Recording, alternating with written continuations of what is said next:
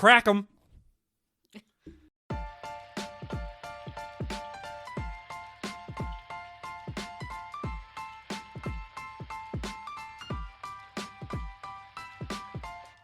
Hey, everybody, and welcome to We Watch TV. It is the podcast about the TV that we watch. I am Daniel. She is Hope. This is episode 134.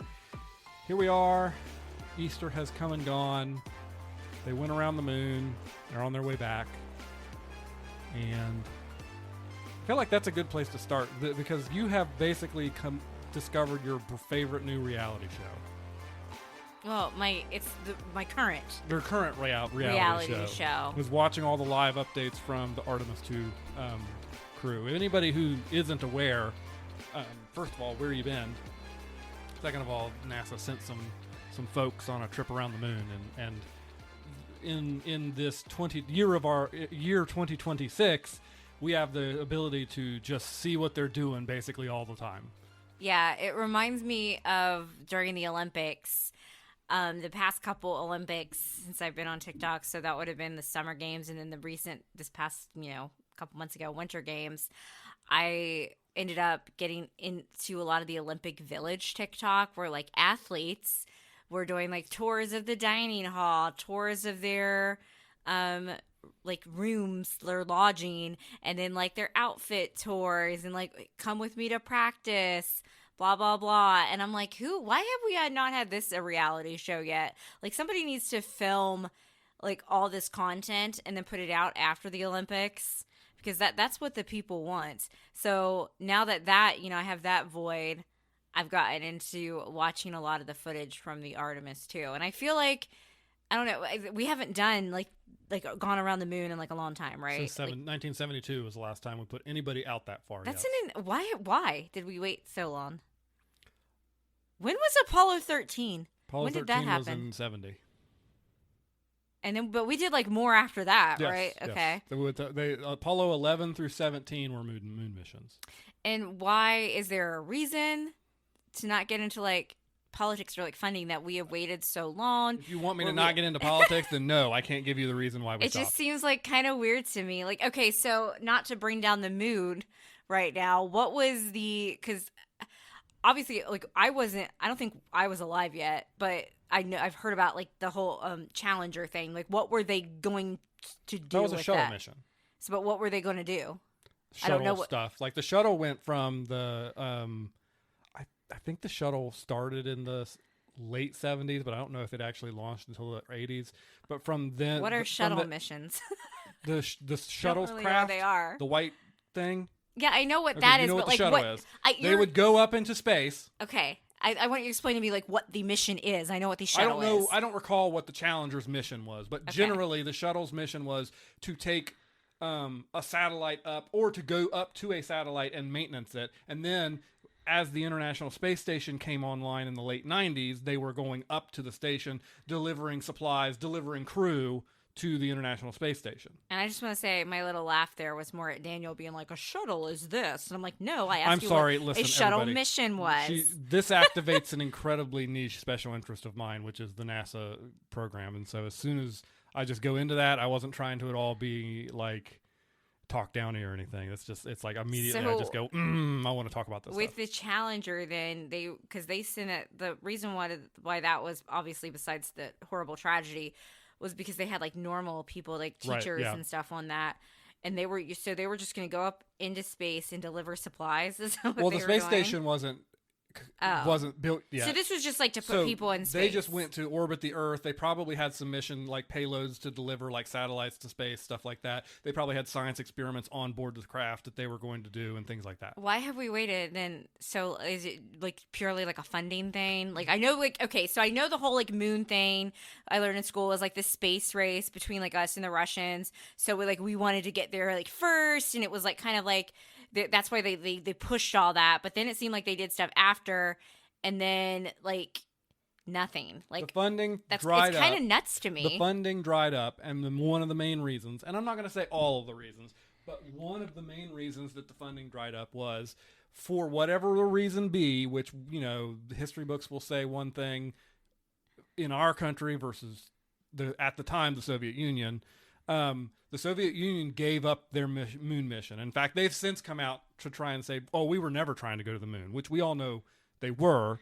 So there was no reason for us to go to the moon anymore and spend all that money because we beat them. And not only did we beat them, but it's cool. Not only did we beat them, but they weren't going to go. Like if the Russia had continued with their moon program and had actually put cosmonauts on the moon, we would have continued going to the moon. Okay. But because they stopped, we stopped because there was no reason for militarily to do it anymore. Do like other countries like get involved? Because like in the book that I read that I'm going to talk about, like China, like had an China currently now has a space station of their own. They don't participate with the International Space Station, and they are working towards going to the moon, which is another reason why you're starting to see us push back to going to the moon again, because we don't want to give up what is basically, I mean, we are the only country that has ever put any boots on the ground on the moon, in fact, or humans around the moon. Now, technically, after Artemis 2, Canada has an individual who has been around the moon because one of the astronauts on the craft is from Canada. Okay. So, one, I just have to get this off my chest because all I can think about, this is very niche, is the Parks This is a space podcast now. Just want to throw it out there. That's not what I'm going for. The Parks and Rec episode where they're doing the Model UN thing and April's like, we call the moon. And Leslie's like, we have the freaking moon. Yeah, that's what I think about every time you're talking about, like, we have the moon, we did this. So, okay. So they're going around it. Is it because we waited so long, that's why we're not letting these people, like, walk around on the moon like Neil Armstrong? I mean, and then we're going to do that next? This is a test mission. So next year is when we're supposed to, Artemis 3 is another, they changed it. Artemis 3 is also going to be a test mission. In fact, my gosh, why'd they change it? It's not even going around the moon. It's going to stay in Earth orbit because it has to do, it's going to do testing with docking with the lander and everything to make sure all that stuff works. thought that the next one, they said 2027. They changed it. When did they change it? 2028 is Artemis 4 is the landing. See, I'm just like watching them listen to Chapel Roan and like do all these things. I don't like get into like the technical bits. Okay, so should we think 2028 then maybe? That's what they say. And, things, the new NASA administrator has seemingly put in a more Apollo-like schedule than what has existed over the last 20 years. Artemis is something that's been around, I think the Bush administration started the wheels on this thing. Will they get to be the ones, or will they pick on new people? No, there's a crew. There will be a crew for. I don't even know if Artemis 4 has a crew because Artemis 3. I'm sorry, I don't know if it has a crew because it might just be an unmanned test flight. Artemis 4 already would have a crew assigned. You could probably find it on the internet. So it's not going to get to be the same people. But I already know the cast of characters. I don't want another season 2. It'll be a new cast. No, I don't want that. Okay. Yeah, so that's been, I feel like, I know, like, we did stuff, we sent stuff to Mars, not people, but, like, we sent, like, the cameras to get, like, pictures on Mars and stuff. I remember that, but I really, other than, like, Xenon, Girl of the 21st Century, Zoom, Zoom, Zoom, and my heart go boom, boom, and then, of course, like, forced viewings of Star Trek, I feel like, which Star Trek is, like, different. I would say, like, Xenon's more, like, spacious, because they were supposed to be, like, I don't know. I'm sorry. The final frontier. You just said Xenon, Girl of the 21st Century is more spacious. Listen, I rewatched Star Trek. I rewatched that the other day, and they were talking about like more experiments, and they were like and I never realized like the whole plot because I was like more interested in like the romance and like the protozoa and like the singing the song and stuff. I didn't but they had like her parents are up there working on this spaceship, and like Xenon's like, yeah, I know you can't do if they shut us down, because that's like part of the plot of the movie is like they want to keep their funding to keep their spaceship in like in space. And Xenon's like, yeah, I know if you shut us down, Mom, Dad, you won't be able to do your like experiments because we need this type of gravity. I'm like, I just learned that from my book, Project Hail Mary, and I'm like, I know what they're talking about now. I'm so proud of you, and I want you to know that. Well, that's what I mean when I said like more like spacious, because like Star Trek is in space, but they're doing like they're not really talking about like science-y stuff, at least on the episodes I've seen. No. I mean, I guess the whales communicating with Spock, that's science-y. But I understand what Star you mean. Trek yes, is different. I understand what you mean. It's more future forward, and it's less talking about the technical aspects of how they're accomplishing this. Because as we all know, the gravity in Star Trek at this time is just magic. Like there is no explanation for how to do that. Yes. Which, like, okay, so I'm just gonna kick things off. Then I am in my Space Girl era.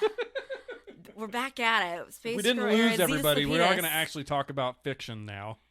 So Project Hail Mary, amaze. So I feel like that movie coming out so close, I know it wasn't like related, but I don't think I'm the only one that because of that movie has paid more attention to this. And then I love seeing like the footage of them. Like, look at my hair right now. Mm-hmm. I have long, thick, like blonde hair. My hair I would have to wear it in a ponytail. Yeah. Like, what's her name that's up there right now? Christina Cook. Like her, every time I see her ponytail, it's just like whoosh in the air. And I'm like, oh, I would have to keep my hair in a ponytail the whole time because it would be all over the place. But I love watching stuff like that. But I feel like my interest was piqued because of Project Hail Mary. So shall we just go ahead and get right into it? Sure. Good segue. Let's go. Real quick before we do, it is a spoiler podcast. We're going to talk about spoilers. Maybe not so much for Project Hail Mary, but certainly for everything that comes after. So if you don't want to hear about it, just be wary that when we say we're going to talk about a certain show, we're going to spoiler it. Okay. Yeah. So Project Hail Mary. So let's start. Let's start way back in October, November.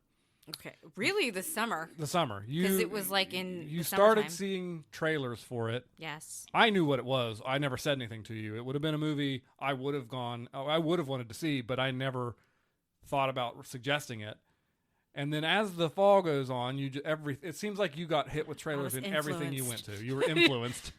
Yes. So to speak. Yes. So then we get to a couple weekends ago. Because I think it came out the second weekend and third weekend in March or something. Do you want to see that Ryan Gosling movie? Yeah, I didn't call it Project Hail Mary. I said, there's a new Ryan Gosling movie out. Do you want to go see it? You want to see Project Hail Mary? And I was like, yeah, that's what it's called, yeah. And you know what? There probably was a little bit of judgment in the tone of my voice, but it's just... There was. He went, wait a minute, you want to see Project Hail Mary? I said, yeah, that's the Ryan Gosling movie, right? I was like, I've seen previews for it like constantly. So anyways, we're going to go see it. Thursday, before the Friday that we were going to go see it, or maybe it was Friday before the Saturday. I can't remember exactly the timing. I think you're probably... No, you are missing some key details. No. You're like 15 minutes away from buying tickets, and I go... Okay, never mind. I thought you were talking about right before the movie. Oh, by the way, I feel like I need to tell you this, but I'm not sure I should. It's based off a book. I did not know that. And I was like, oh. Okay, so I'm not judging people that go into movies and shows blind without reading the book, but I am one of those people that if I know a book exists... For at least 95% of the time, I'm going to want to read that book. Unless it's a show. Like, I know, like, Tell Me Lies, I started that, and I hadn't read the book yet. And even my therapist, yes, we've talked about Tell Me Lies in my therapy session. Real good work even there. My therapist told me that book is crap and to not waste my time with that series. So that's, like, an example I say where I have not. But I'm like, ugh. I was like, well, Daniel. So then, that was, like, the Friday. And then we went because we were going to go see the movie the Saturday. And I was like, well, So instead, we went to the bookstore on Saturday. Yeah, so we didn't go to the bookstore. We got it at Target. We went to a store that sells books. We saw it like just sitting. Like I was gonna probably order it, and then like we happened to go to Target because we ended up not going to the movie, and there was like. I think there were 3 copies. There was the movie copy. I never want the movie version copy. You people that do that are weird.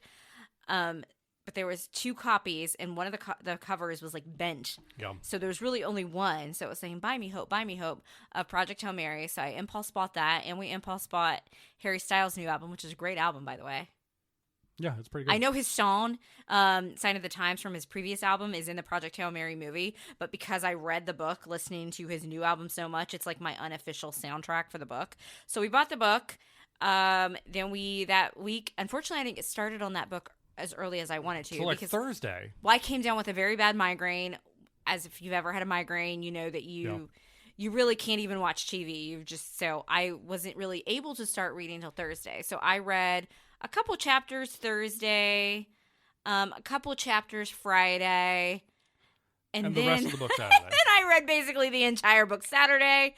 And then we saw the movie on the Sunday. So this was like a whole like week's journey of Project Hail Mary. Now, I'll definitely say this. I got to credit like my nephew, who's been my new like movie going buddy, who sees like my Wicked buddy. We saw Scream 7, and he was like, oh, I'm seeing this movie with my like pop culture like movie class or whatever he does at school. And I was like, well, you know, and that like, I was already a little bit interested because, you know, I like Ryan Gosling, and I could already tell it was going to be like fun times with a really cute, like rock-like thing, who now I love Rocky. Oh, I love Rocky. But like, I and you know me, I just like to go to the movies. Yeah. I love a popcorn, some bunch of crunch. I like the theater experience. So that's one of the, so there was that, and then there is this. So I was like, yeah, I really want to see this movie. And then you told me there was a book, and I'm like, okay. I haven't really read a lot of sci-fi. You said A Wrinkle in Time. I read that. I think it counts, but which like, is that's more like why, a children's. Yeah, like.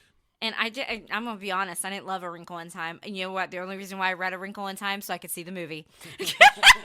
So I started, so those first few chapters I read when I was tired after like, you know, working and everything. And I'm not gonna say that it was boring in the beginning, but like it hadn't really picked up. And I think I would have pushed through anyway because I really wanted to see that movie that weekend on Sunday. I didn't want to wait till the next weekend. But the book got good. And that is what I did the day before. So I basically read that entire book in a day. I'm not usually a sci-fi like reader. And I'm going to say it's it's not like the best book I've ever read, but it's up there as one of the best books I ever read. There would be like times where I would like shut the book and I'd look, and Daniel would look over at me and I would be like sobbing. Yes, on the couch, like not just like little bits of tears, like having to grab my tissues. And then like I think I finished the book like that night around like 12:30. Let's go close. More like remove one-ish. the one from that. Yeah, okay. Closer to 2. And well, I think that's what time I processed, and I came in. That's true. And I was like, Daniel, I was like, I just finished the book, and I'm like, just like emotionally distraught. And he's like, are you happy? Are you sad? I'm like, a bit of both. Then I'm like, what an emotional roller coaster. Let's go do it again tomorrow at the theater. So I bought the tickets because we hadn't bought them yet because we were waiting to see. Because at first I think you kind of doubted me. You're like, are you really going to finish this book? But when did you know I was going to finish that book? When I locked in. When I went to bed and I saw where you were at, I knew you would wake me up at some point and had finished it because you were close enough. You weren't going to, especially with the pace you had started going, it was clear you were into the story. And it wasn't just a situation of I want to get this done before the movie. It was I need to finish invested. this. Yeah, invested. Like we took a break to eat dinner, and after dinner, I was like, okay, back to reading. I'm very in it right now. Right. I've got to get this book done. But it was such a good book. I'm gonna say just right off the bat, as usual, and this is definitely a case, the book was better than the movie.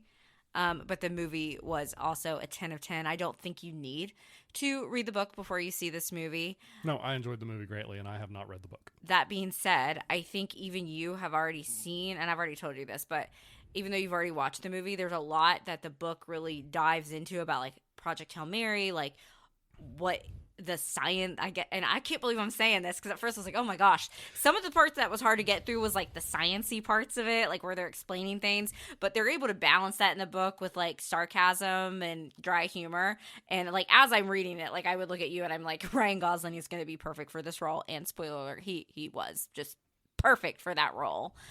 But I'm like, yeah, he's going to be great as Ryland Grace because I can already just tell the tone of the book.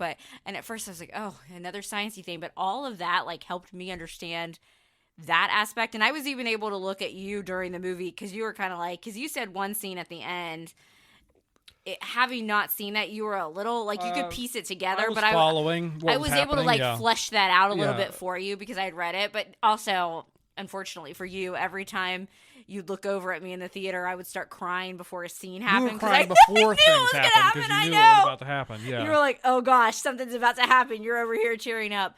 But I think like there's other like plots side. Like ultimately, the movie did what the main thing of the book was, which is the relationship between Ryland Grace and Rocky. Right. And they nailed that. It was perfect. But there's like other things that the book does explain, and I think I've heard the audiobook for this is really good. So I think that even if you see the movie first, you could go back and read it. I highly recommend reading it or getting it on audio. So that's just my little PSA. But the movie so far, And I feel like it's really hard for me to compare because I loved Wuthering Heights movie, which that would have been the last movie that you and I saw together, so much. But this is such a like a completely different vibe. Yeah. But if I had to sit back and be like, what is the best movie that I've seen so far this year? It would be that. It would be Project Hail Mary. And like I said, I'm not really a sci-fi, but maybe I am. Maybe I'm like getting into like my space you keep era. saying you're not a sci-fi person, and then you keep naming stuff like you tend to like time travel, which is science fiction. Yeah, that's true. So I think maybe it's more of a you don't really you're starting to realize the things you've been watching and liking. Oh wait, that's science fiction. I guess so. Then it is you are discovering science fiction for the first time. But now we got to get you into some other stuff. We got to go deeper into the science fiction hole. So Project Hail Mary, it was let's straight up talk about the movie. I loved it. I think the book made me love the movie even more. Does that make sense? Yeah, for sure. Because I think I loved that Rocky is a puppet. Mm-hmm. It's not, it's a puppet, right? It's yeah. not CGI. Because I'll be honest with you, CGI, I feel like, is not my favorite thing in movies. And I think when you're doing stuff like that, it feels more real. It looks more real. Like, I know you're not super in or excited for, like, the Mandalorian stuff, but Grogu being a puppet makes absolutely. it look better. I think that this movie, for me, like, really set a bar. Yeah. And honestly took a shot at Star Wars. Like, shots have been fired at Star Wars because this looked great. And the thing about this movie is 20 years from now, this movie is still going to look great. Yeah. Because not just Rocky, the set inside of of the Hail Mary. Yeah. The outside shots of the Hail Mary, that was a model. They did all of that stuff in practical model work. And it shows, and it's going to hold up. And it's embarrassing, honestly. And this isn't just for Star Wars. This is for a lot of science fiction and a lot of movies in general. The Marvel movies are the same way.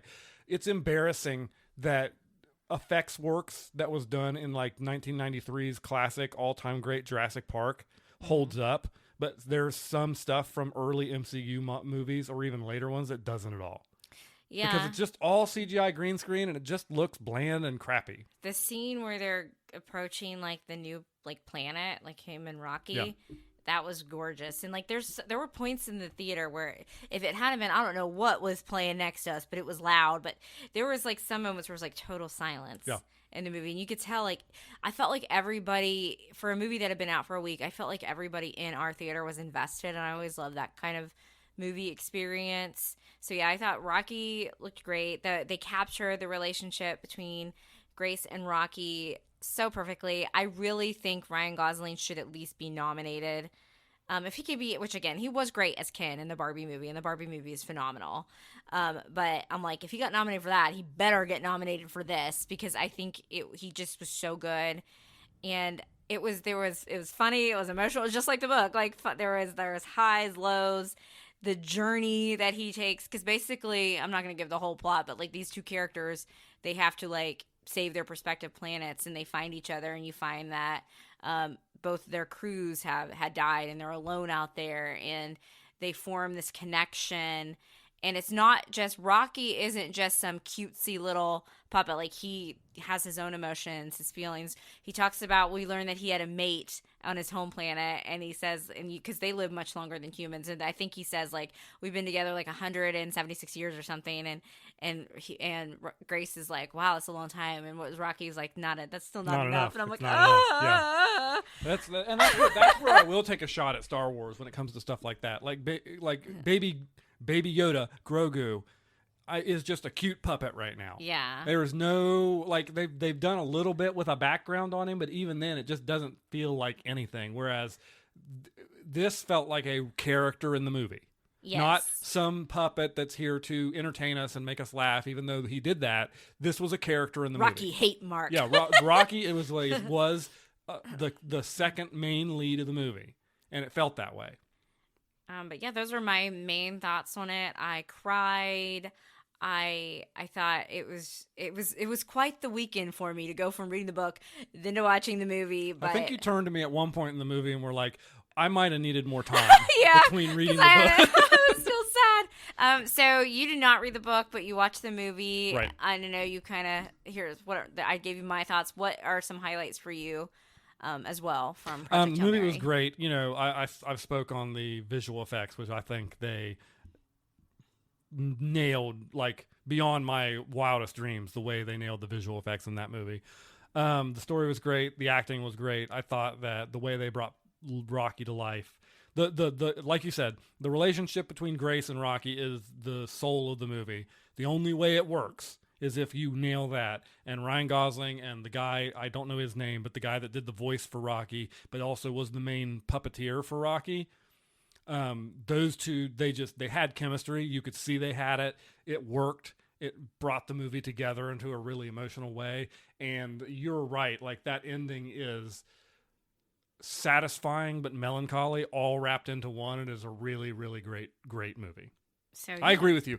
I agree. Not only do I agree with you that Ryan should get a nomination, I think this movie should get a nomination. Even if it's not a serious one, because they're going to give it to some artsy-fartsy black and white movie. But it could be like their courtesy blockbuster nomination. Any of those courtesy movies that I've seen get nominations over the last decade, this one actually deserves it. And I think this movie is, maybe it's just the side again, like it's my algorithm on TikTok, but I feel like it's getting a lot of people like that don't normally go see these types of movies there. And I've also like read like this book. I don't think I would have read, like, and I'm really glad you told me, like, even though it delayed us seeing the movie by a week, because I really love that book. Yeah. All right. So before we get into some shows, back to Easter. We hope everybody had a good Easter. Did you have a good, enjoyable Easter? Sure. Went to Starbucks. Got a triple dipper. Yeah, I got a triple dipper. That was for Easter weekend. Rocked out to some Jesus Christ Superstar in the car. That you did. Love me some music. I think that musical scared Marvin because my dad like let me borrow the vinyl, which I've been borrowing for like a year, that he had from like when he saw the production. And okay, so I was just several of the tracks on that are quite chaotic and intense. Marvin was like, "Put Harry Styles back on, Mom. This is scaring me." It's okay. So I've always been like a musical, like theater, like kind of like nerd. Like I didn't do musical, but I like seeing it. And my parents never took me to like anything except for that. So that's why I like to listen to it on Easter Sunday.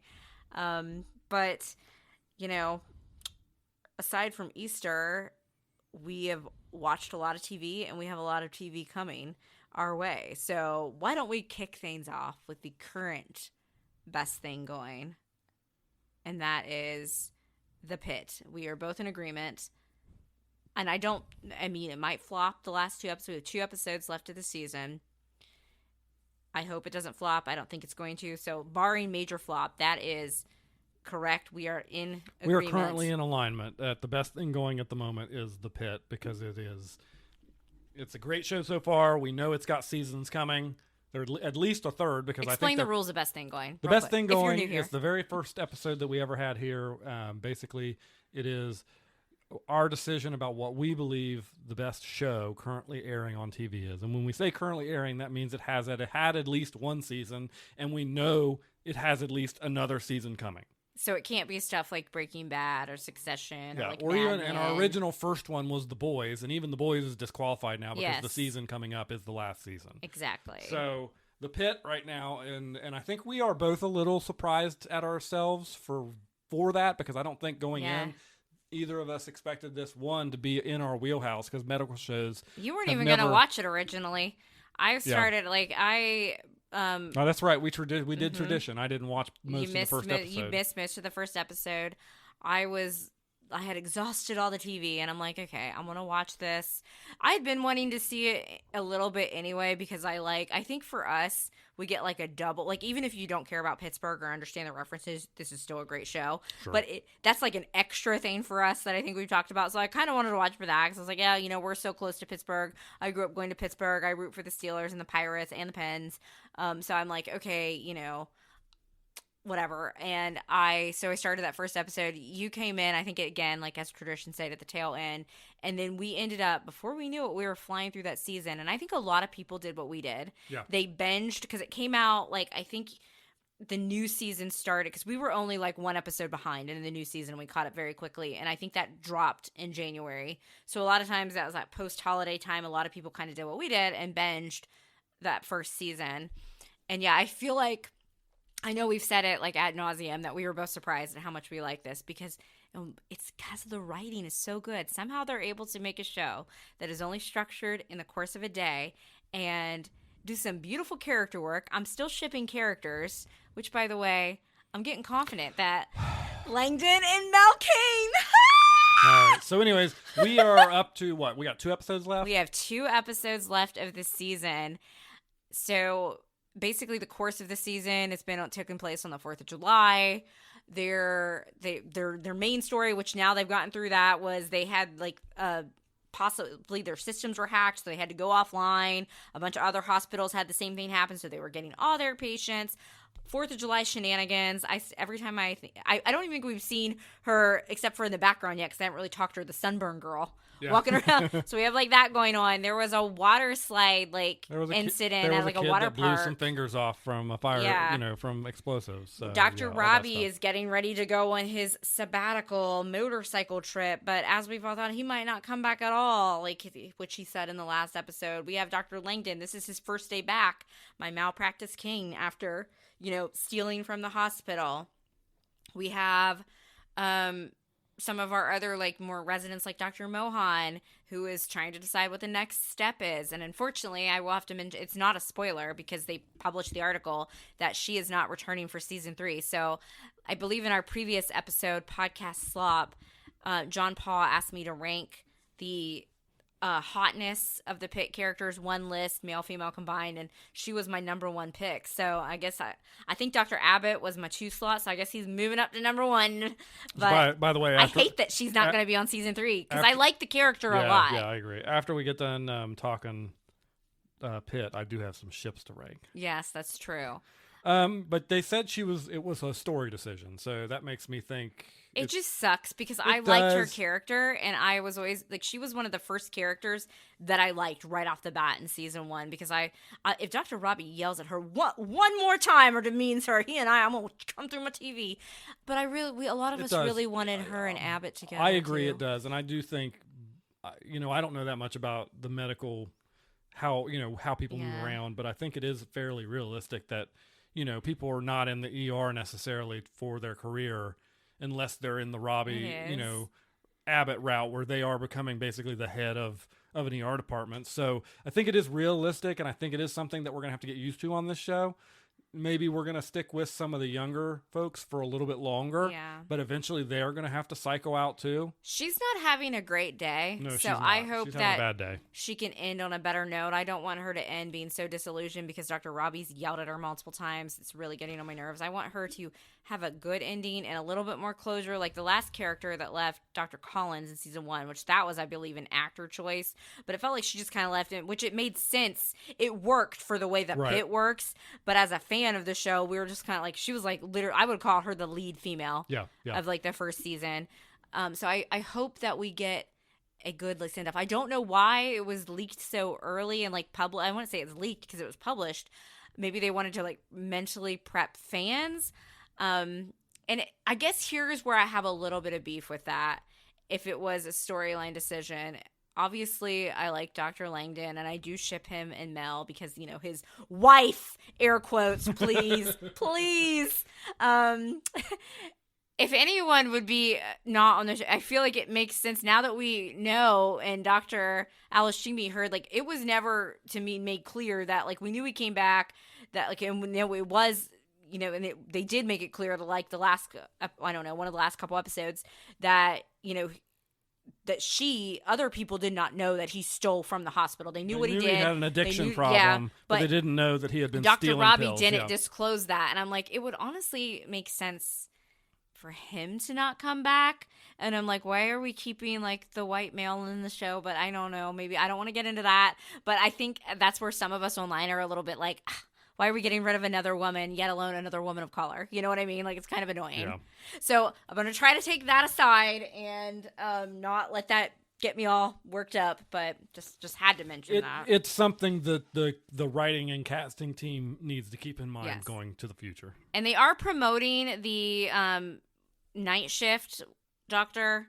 I don't remember her name. Yeah, she's going to be a regular. She's going to be a regular. And I do like her character a lot, what we've seen. So far, other than Dr. Abbott, because he's like my cane. I honestly like Dr. Shin always walking in with that Dunkin' Donuts. Yeah. The last episode, he about took me clean out. He's like the comedic relief. He's like, oh, so it's Dr. Robbie's last day. Is there like cake or anything? And then they're like, no. And he's like, well, that's a bummer. And I'm like, this guy just wants to. But you know, when we've seen him with patients, he's been okay. But he's just there. Like, it's just a job to him. And I'll say this to you. When my dad, when he had his open heart surgery, I remember one of the things that comforted me was like knowing, I was like, you know, it's probably just like these medical shows. Like, it's just the same thing. Like when you or I do something for our job that seems like an everyday task. Like to them, this is every day. And I would think about it as comforting. And for Dr. Shin, it's just another day at the office. He just wanted some cake to make his day a little bit better since he had to work the night on the 4th of July. Because I could see those people. I could see them getting. We got to have some more firework. I guess we already had a firework blow a kid's hand off. Yeah. I think this season. I think these last 2 episodes are really going to dig deep into Robbie. And what's going on with him, and how that's going to breakdown, and how that's going to resolve. I think, and I appreciate it because I had some criticism of season 1 when it came to like the major event that took place in that one, and how it just felt like it escalated everything really quickly for a season 1 of a show. Yeah. Now, obviously, you know, it's a season 1 of a show, but you don't know these days. Season 2 is guaranteed. Yeah. So that they did that, but I appreciate the restraint they've showed this season. They still had a major event, and it was still impactful, but it wasn't that kind of like just didn't constant. Overshadow. It wasn't that constant increase intensity to the point that season 1 was. So Yet I there's appreciate still intensity. Yeah, absolutely. Just in a different. They're going now. It's more character driven. Like we know something like Dr. Santos. We know that she has a history of self harm, and we saw her grab that scalpel. Mm-hmm. We know that Nurse Jessie was carted off by ICE. Yep. We know. I'll tell you who I don't like from the pit. Nurse Monica, the old lady that's filling in. They're good. They're doing a good job giving her all like the hateful like remarks. And something is up with her. And I think I want Dana, because right now Dana's like cool with her, but I want like Dana to find out something, and I want Dana to like pop off at her and be like, no. So I don't know if it might just be the camaraderie old lady, and that might be all we get from that. But they've made it a point for her to be like in at least 2 different episodes now for us to be side-eye.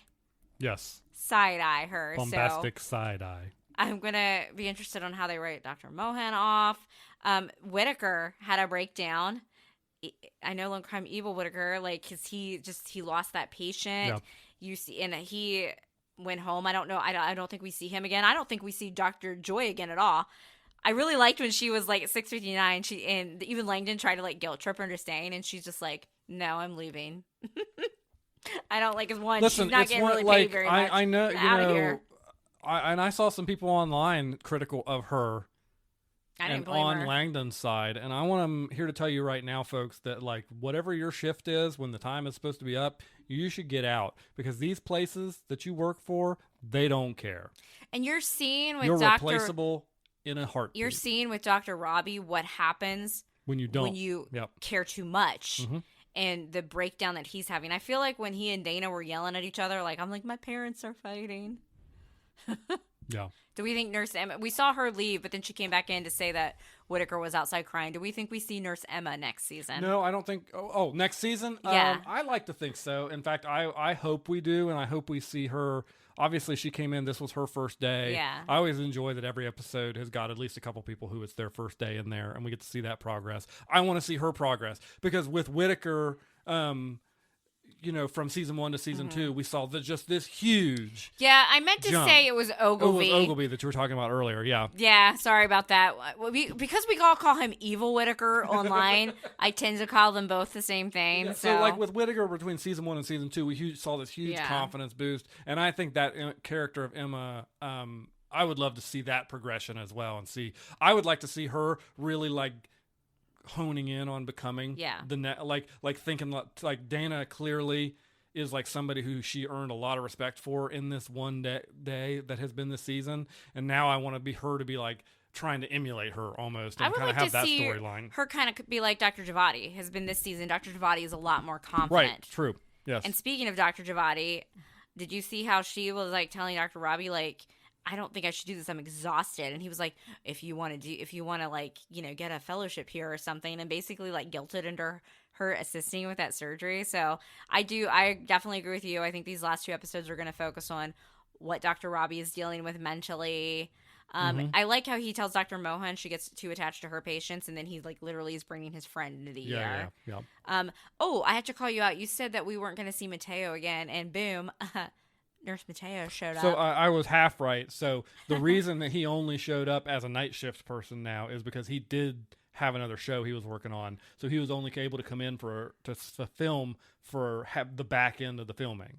All right. So I wasn't completely wrong.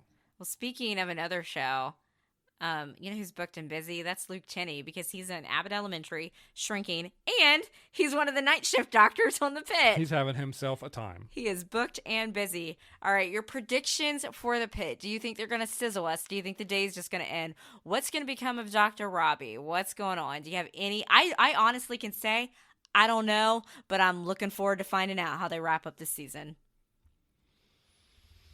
I think the show only ever is in the ER.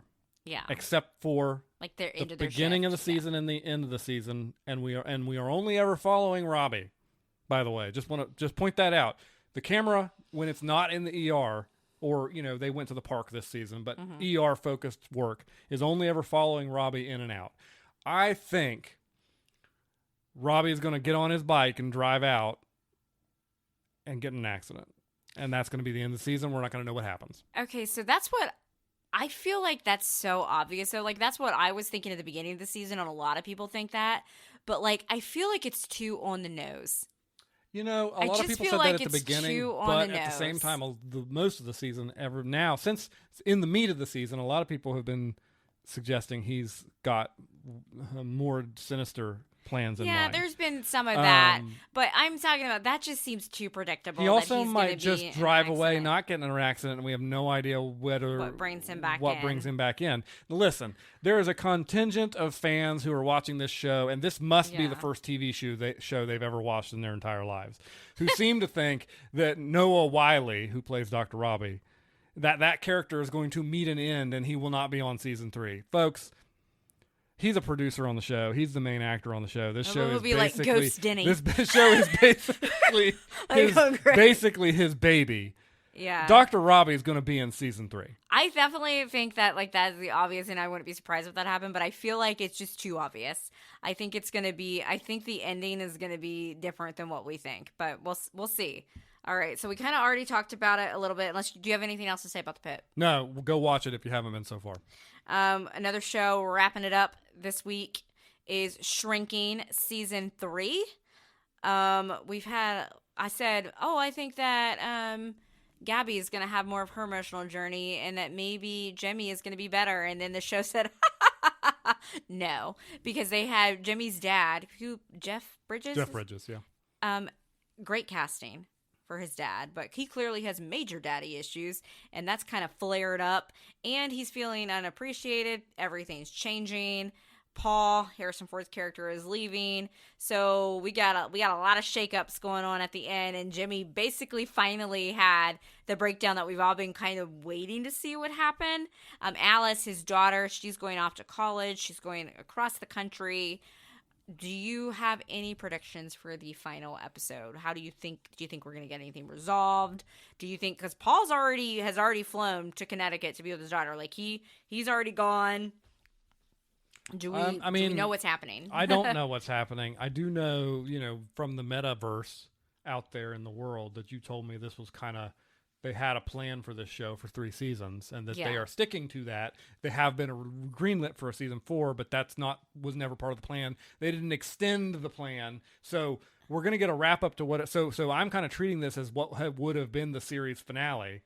Like basically, what I read online was it said that this was the arc that they had planned, we probably will get hopefully a season 4 next year, and they do say the core characters will still be in it. It's just going to be more of a different type of story.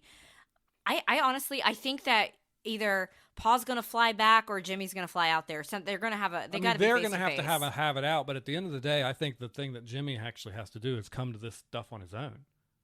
True. Because a lot of the way this show has worked and the psychology in this show has come is that people have to learn to figure this stuff out. You could tell that Paul was upset by the way we left things. Yes, and a lot of Jimmy popping off at Paul at the end there was residual anger from his dad. It was like his work dad was making him mad. His real dad upset him. It was. And you saw, and we knew it. Like, we were just waiting. We're like, oh, this is all gonna. And Paul basically made a joke, and you could hear him saying, like, oh, like, Jimmy's just, we know how sensitive he is. And his dad had said, like, oh, you're always too sensitive, like, negatively to him in the beginning. Yeah. And if anybody, has ever experienced, there's some things that can trigger you as a person. And then sometimes another person will say it or make a joke about it. And they're the ones that gets the brunt of your emotional reaction to that. And I think that's exactly what happened. And I think the episode did it beautifully. I think we'll still have the classic humor. If you've ever guys have seen Ted Lasso, which they're, I think, done by the same people and it shows, the humor is very similar. Like, you'll have moments in the show where you're laughing and then suddenly you're upset again. So I think that the next episode, it's not going to be totally melancholy and darkness. I think we're going to have that. They're going to start off in the humorous way, and we're still going to have that humor sprinkled in. But I don't know how they're going to wrap that up. Yeah, I don't know either. I'm looking forward to it, but I really don't know how we're going to go there. I do think I like to think that Paul and Jimmy make amends, but I don't know. Do we see Colby Smulders again? That she played the woman that Jimmy was dating. If this were any other show, I would say yes. But I don't know. I think it like. I feel like if I were her, I wouldn't touch that with a 10-foot pole. Huge red flag. And Jimmy would have to do a lot of proving to prove to me that those issues, because of what he said to her, was horrible. To prove that he's over that stuff. But I don't know how you come back from that, honestly. Like like comparing her to his dead wife is just like, again, his dad got under his skin, and I don't know how you do that. I think, but as long as like Derek and Liz and people are around for the upcoming season, I'm very excited to see where it takes it. I think that the next season will, like they said, will feel a lot different. Like, how are you gonna have? But I think you mentioned that Alice is going on the East Coast to school. That's where Paul is. Paul's going to Connecticut, so they're going to be close Alice to each other. They named the college she's going to, but I don't remember it now. But I think I mean, if you get in that New England area, you're not too far. At least by TV standards, or maybe they have the supernatural magical car. I'm not sure. Before we get in, I think I jumped around. Do you want to hurry up and rank your ships, or do you want to save that later? I asked to rank the hotness of the characters, and I think he's joking, but I know you don't. I have 5 ships, and these are actual ships, like aircrafts, not ships not like Damon and Elena type ships. I mean, they're not aircrafts; they're spaceships. What ship is Damon and Elena from? What show? Vampire Diaries. Okay, thank you. They're spaceships. Okay. They're fictional spaceships. Okay. Because I thought that's what I was doing. If you wanted me to rank actual real world spaceships, I could probably do that too. Go ahead, give us your ranking right now. Okay. We don't need explanation. So this is going to seem very repetitive. I apologize, everybody, but I have a very specific niche of spaceship likes. Okay. So I'm going to start at the bottom, number 5, the Millennium Falcon. Okay. The hunk of junk. Hunk of junk. We got it. Classic ship. I mean, God knows every time we ride at Disney, you're always like, there aren't this many seats on the Millennium Falcon. Because aren't there like extra seats on the ride? You always point it out. They have 6 cockpit seats, and there should only be 4. Like the first time, and I was like, oh my gosh, it's a ride. Go on, next. They said they were going for realism, and then they put 2 extra seats in the cockpit? What are we doing? I don't know. Okay. This is where everybody gets eye-rolly. So first up, we got the NCC 2000 Excelsior. No one knows what that means. From Star Trek. It was originally introduced in Star Trek 3, The Search for Spock. I've seen that one. You have seen that one. I don't like their uniforms. It will be in... the uniforms in the movies, I hate the uniforms in the movies. I love that you have opinions on Star Trek. I don't. Go on. Next. And it makes a better appearance in Star Trek 6, which you haven't seen yet, with Captain Sulu. Sulu gets promoted to captain, and he's the captain of the Excelsior. So, all right, number 3. Number 3 is the NCC 1701C, which only makes one appearance in Star Trek. It appears in a season 3 episode of Next Generation.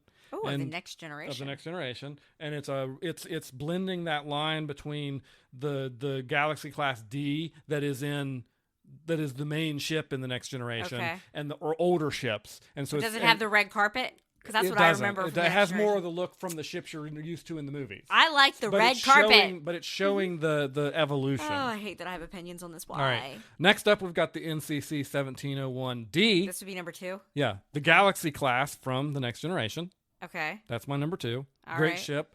Red carpet. Next Generation's making a... Awesome. Great. Up there. Right, and then I have to go in with the NCC 1701 original refit. That's the movie that's the ship from the movies.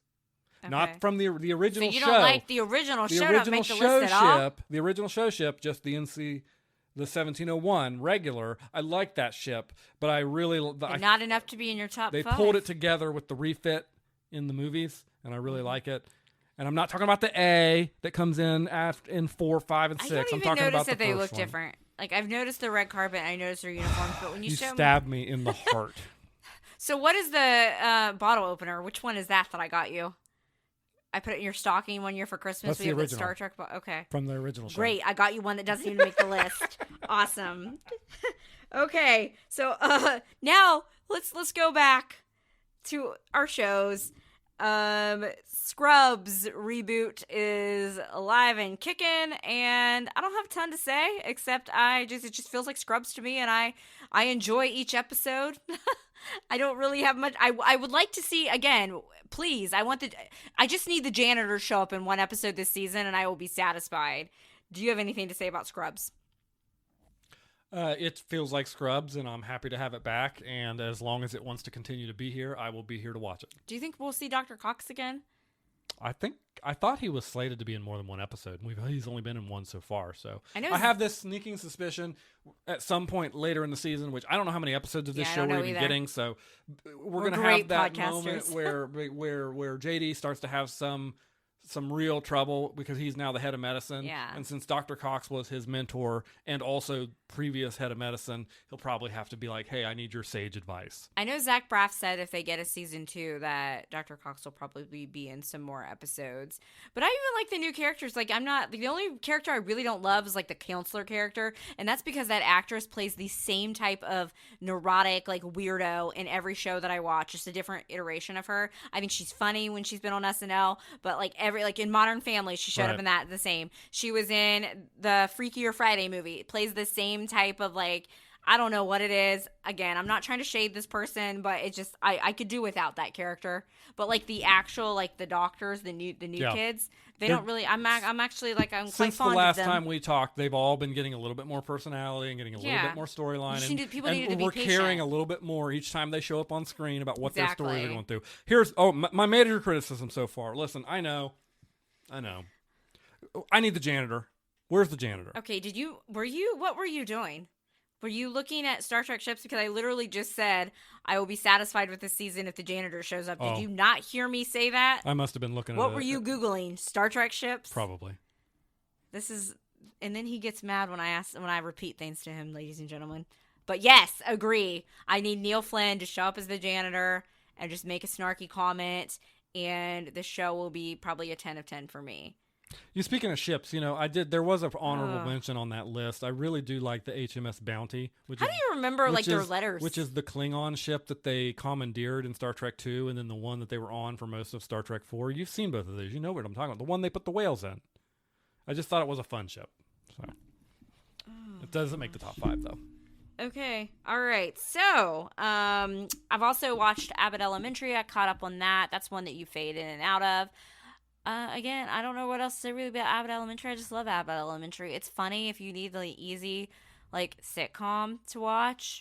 I feel like it's one of the only, like, I don't know. I'm not paying too much attention. I mean, we got Abbott Elementary and Ghosts. They're like what one of the other few, like 30-minute traditional sitcoms are even out there anymore? Not a lot, and you get it. It started in the fall, goes throughout the year, takes little breaks occasionally. It's like one of the traditional like network type of TV. And it's just, I think that Quentin does great writing. Quintez, I think that's her name, that plays Janine. She's just a great writer. She puts together a good show. I don't know. Like, I feel like I could definitely enjoy more seasons of this, but, you know, she's made comments before, you know, if I'm not feeling it creatively, like, I don't know how long we're going to go. So they were indicating kind of at the beginning that Barbara Howard might retire, but now I'm not really sure what they're doing. But they're, you know, they're always about kind of like in our real timeline. Like, I loved the April Fool's episode that they did. Serious Day. What Gregory was going to call it. Oh, that's right, because you're a known April Fool's Day hater. I hate April Fools. Listen, I love funny stuff. I love comedies. My beef with April Fools is that people aren't funny. And people be like, this is the funniest thing ever. And I'm like, no, it's not. Like, I appreciate actual humor, not stupid crap. And I hate that I can't, like, believe any news that day. And then sometimes news that I was like, is this April Fool's? Turns out to be real. So, because that's the world we're living in 2026. But yeah. What if for April Fool's Day one year, we just dropped a Christmas episode? But it's not fake. It's just really something we did. But that's just we did on. I mean, because this is a Christmas podcast for the most part. I'm always down to watch Christmas It's pretty content. much a Christmas podcast at this point. So. I watched a Hallmark movie, but that wasn't Christmas, and it was actually really good. Normally for the Hallmark movies, I've watched the non-Christmas ones, and I realized the way I like them is I need the Christmas setting.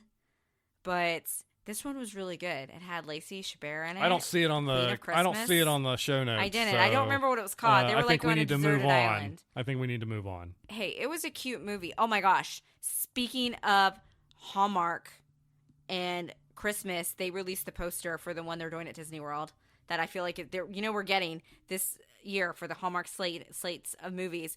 We're getting a Hallmark Christmas movie that takes place at Disney World. It's like they said, we're going to write this for Hope. Are you excited for that? No. You're going to watch it, though. Because you're going to force me. You have their Christmas in July series coming up. But anyway, let's move on, shall we?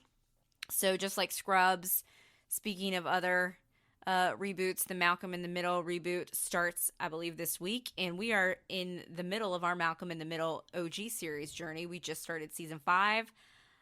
I'm really starting to love it. Like, at first it was like a filler show. It was funny. I look forward now to watching it every night. That show is way more unhinged than I ever thought it could be. It's so funny. There's jokes that I'm like, how did they get by with this? And how did they get by with this joke in like the years that this came out? And like, how'd they get by with this joke in like 2003?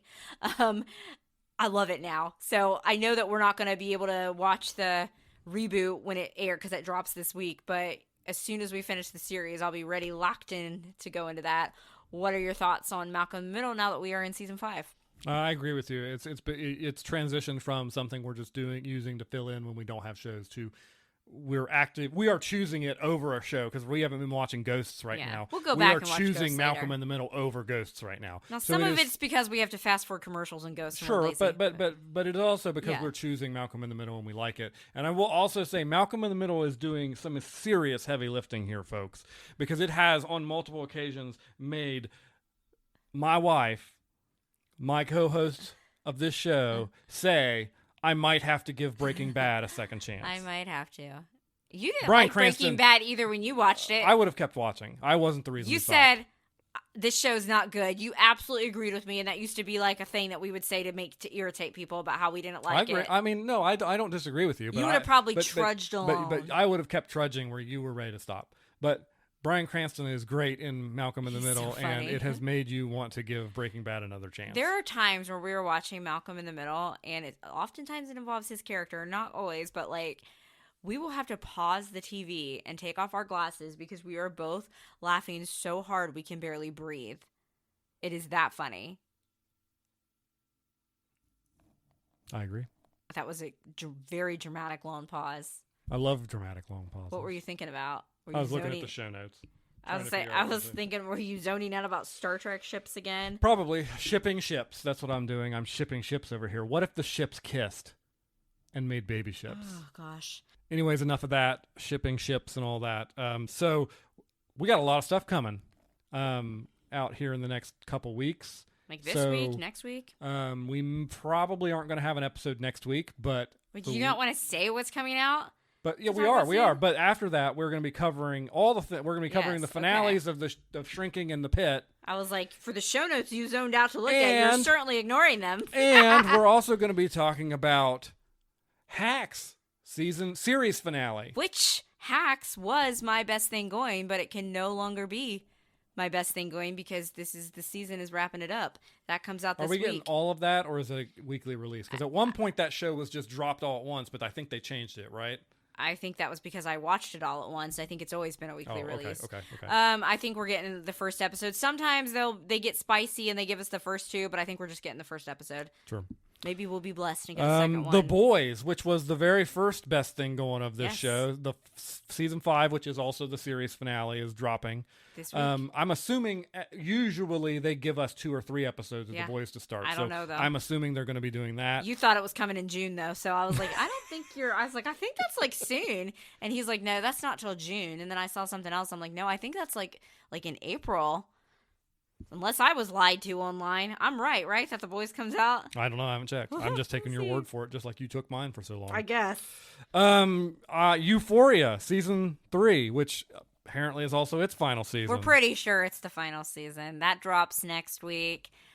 You have not seen the first 2 seasons, but you know a lot of the memes and vocal stems from it. I know nothing about that show. Daniel's going to go in blind and watch it, and I'm going to have him specifically give like a 2-sentence reaction to each episode because Euphoria is wild. What's so crazy about Euphoria is just all the Offset lore that has almost overtaken the show. Like, a lot of us were thinking season 3 wasn't even going to happen because, 3 of the members of the cast have blown up. Zendaya, Jacob Elordi, Sydney Sweeney. They've all gotten real famous since then. We really didn't need, technically, a season 3. They had a little bit of a cliffhanger, too. But, it took so long, and all the drama, lots of things happened. Some sad stuff happened. And then, they dropped we got the sneak peek of the trailer. We're like, okay. Then we got the full trailer, and everyone's like, does this make sense? No. Am I going to be sad? Yes. So you're gonna go in and you're gonna watch it, and you're gonna give just a 2-sentence review per each episode. Treat this like a Hallmark movie.